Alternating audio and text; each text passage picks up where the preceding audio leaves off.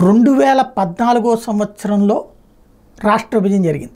2004 నుంచి ఆంధ్ర తెలంగాణ విభేదాలు ఆరంభమై పతాక స్థాయికి చేరి 2014లో రాష్ట్ర విభజన జరిగింది.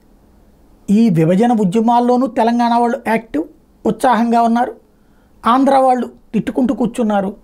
ఫైనల్గా తమ రాష్ట్రం తాము సాధించుకున్నారు. తెలంగాణ వాళ్ళు పూర్తి యాక్టివ్. 2014లో ఇచ్చిన కాంగ్రెస్ కంటే కూడా తెచ్చినటువంటి కేసీఆర్ని అధికారంలోకి తెచ్చారు, అత్యవసర మార్కులతో తెచ్చారు. అయితే దాన్ని దెబ్బతీయడానికి చంద్రబాబు ప్రయత్నిస్తే ఆ తెలుగుదేశం పార్టీని అక్కడ నామరూపాలు లేకుండా చేశారు.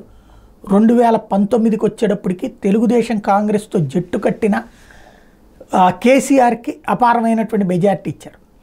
ఆ అపారమైన మెజార్టీ అహంకారం తెచ్చి కేసీఆర్ ప్రజలకి ఏకు మేకై కూర్చుంటే గద్దె దించి ఇంటికి పంపించారు. స్ట్రాంగ్గా మాట్లాడే రేవంత్ తెచ్చి కూర్చోబెట్టారు. ఇప్పుడు ఆ రేవంత్ తన మాట మీద నిలబెట్టుకోకపోవడంతో భారతీయ జనతా పార్టీని ముందుకు తీసుకొస్తున్నారు. అంటే ఎప్పటికప్పుడే చాలా క్లియర్గా సరైనటువంటి దిశలో ఒకసారి రిజల్ట్ ఒకసారి రావట్లేదు.